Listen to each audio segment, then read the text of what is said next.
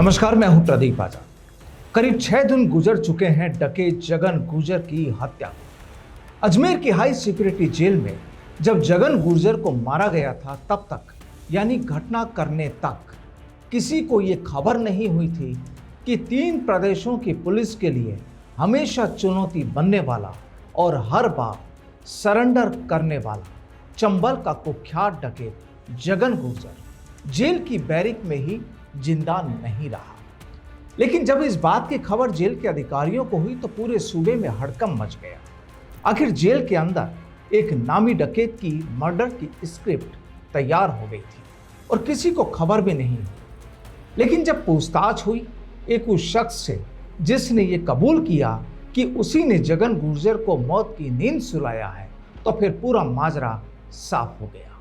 क्योंकि यहाँ जग्गू दादा उर्फ जगन गुर्जर का मर्डर करने वाले विष्णु जाट अपने गैंग के बीच खुद को बड़ा अपराधी साबित करना चाहता था।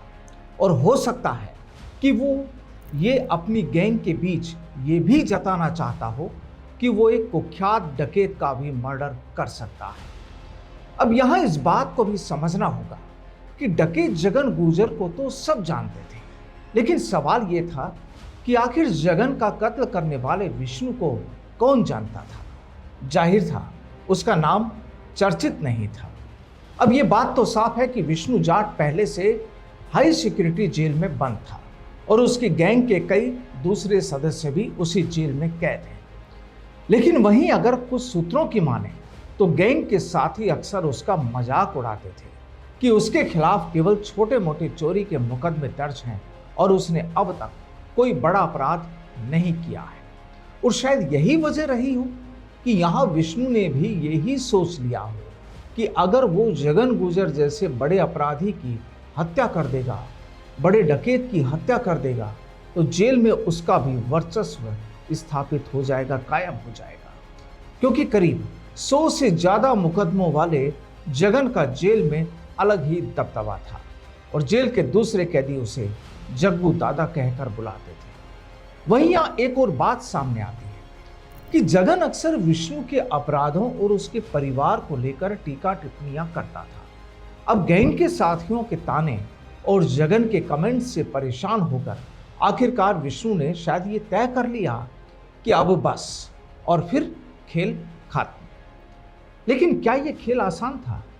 अब इसे समझने के लिए कुछ पीछे चलना पड़ेगा। दरअसल बताया जाता है कि जगन गुर्जर का भाई पप्पू गुर्जर पहले से ही हाई सिक्योरिटी जेल में बंद था और 29 मार्च 2026 को जगन के अजमेर जेल आने के बाद दोनों भाइयों को शुरुआत में एक ही वार्ड में रखा गया था, लेकिन फिर दोनों को दूसरे वार्ड में शिफ्ट कर दिया गया। इस बीच दोनों के बीच विवाद होने के बाद 16 मई को जगन को अलग ब्लॉक में भेज दिया गया, ये ध्यान रखिए। और इसके बाद 27 जून को विष्णु को जगन की सेल में शिफ्ट किया गया और इसके ठीक 2 दिन बाद यानी 29 जून को उसने जगन की हत्या कर दी। लेकिन ये कहानी यहीं खत्म नहीं होती, क्योंकि यहाँ सूत्र जो बताते हैं वो मसला भी काफी चौंकाने वाला है।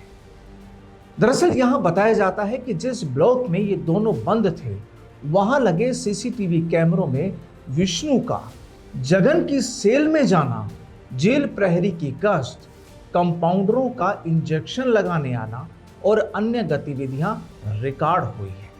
यानी यहां काम कर रहा था जेल के ब्लॉक वाला सीसीटीवी कैमरा। लेकिन जगन गुर्जर की हत्या हुई सेल में, यानी बैरिक में। अब ब्लॉक और सेल, इन दोनों को भी समझना होगा। दरअसल ब्लॉक हम कह सकते हैं एक उस अहाते को, कंपाइल्ड एक अहाते को, एक चौक को, और सेल हुआ यहाँ पर एक बैरिक, एक वो कमरा जहाँ पर कैदी रहते हैं। अब कहा यह जा रहा है कि जिस सेल में हत्या हुई उसका सीसीटीवी कैमरा कई दिनों से खराब पड़ा था, लेकिन विष्णु को शायद ये पता नहीं था कि उस सेल का कैमरा बंद है या फिर खराब है। अब चूंकि उसकी प्लानिंग पहले से ही थी तो उसने वारदात वाले दिन यानी 29 जून को सुबह करीब 10 बजे सबूत मिटाने की नियत से कैमरे के लेंस पर टूथपेस्ट लगा दिया ताकि कुछ दिखाई ना दे सके और वो पकड़ा ना जाए या फिर उसके कोई पुख्ता सबूत ना मिल सके। अब इस कहानी में कुछ आगे बढ़े उससे पहले कुछ अहम बातें भी आपको बता देते हैं। यानी 29 जून की कहानी। दरअसल बताया जा रहा है कि जेल नियमों के मुताबिक सुबह के खाने के बाद सभी बंदियों को उनकी बैरिक में भेजकर लॉक कर दिया गया। इसी दौरान डके जगन गुर्जर ने विष्णु जाट को लूडो खेलने के लिए अपनी सेल में बुला लिया। विष्णु लूडो लेकर जगन की सेल में पहुंच गया और दोनों अंदर बंद हो गए। जिसके बाद जेल का सफाई कर्मचारी ब्लॉक में सफाई के लिए पहुंचा।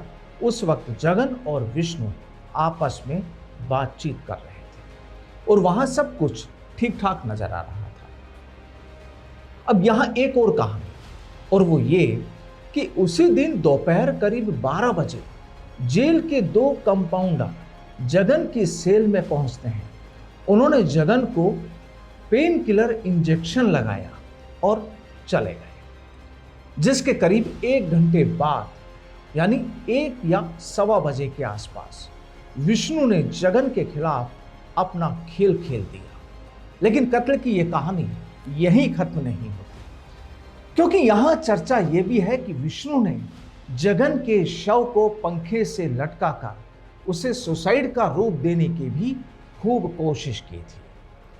अब कहा जाता है कि सेल की छत यानी उस बैरिक की छत बहुत ऊंची होने के कारण वह शव को लटका नहीं पाया, और जाहिर सी बात है कि मौत के बाद इंसानी जिस्म वजन में भी काफ़ी भारी हो जाता है, ऐसा कहा जाता है।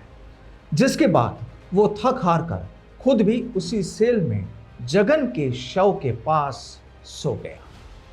लेकिन फिर खुल गया पूरा राज।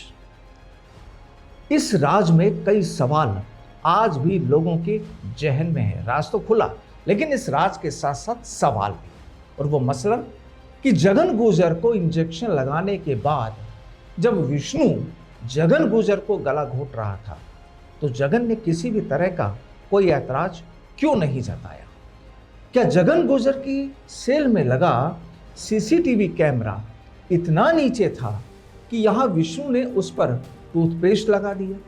सवाल यह भी कि विष्णु ने जगन गुर्जर की हत्या कर उसकी लाश को किस तरह पंखे पर लटकाने की कोशिश की होगी, और क्या उस वक्त किसी की भी नजर वहां नहीं पड़ी? और अहम सवाल ये कि यहां विष्णु पुलिस से जो कह रहा है क्या वो वाकई पूरी तरह से सही है, या फिर इसमें भी कोई मिलावट या फिर कोई साजिश हो सकती है? खैर, अब इन सवालों के जवाब तो पुलिस ही निकालेगी, वो भी विष्णु से।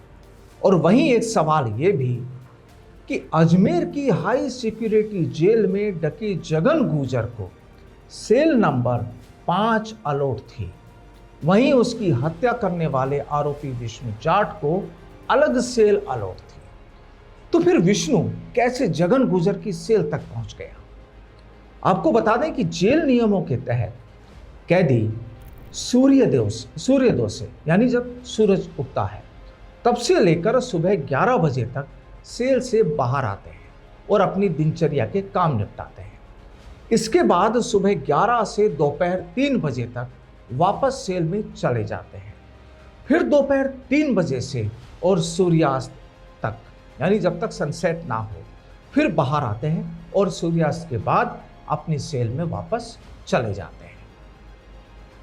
अब बताया जाता है कि सुबह 11 से 3 बजे तक कैदी एक दूसरे की सेल में आते जाते हैं और वहां अपना वक्त गुजार सकते हैं, लेकिन इसमें भी दोनों कैदियों की रजामंदी होती है।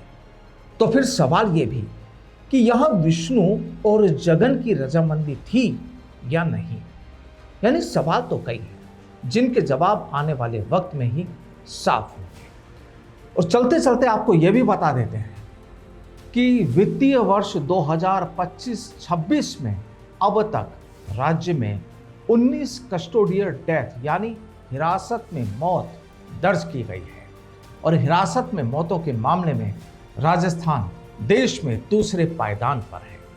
सूत्र तो ये भी बताते हैं कि अप्रैल 2021 से 2026 तक राजस्थान में कुल 51 लोगों की हिरासत में मौत हो चुकी है और इस आधार पर राजस्थान देश में 5वें स्थान पर है।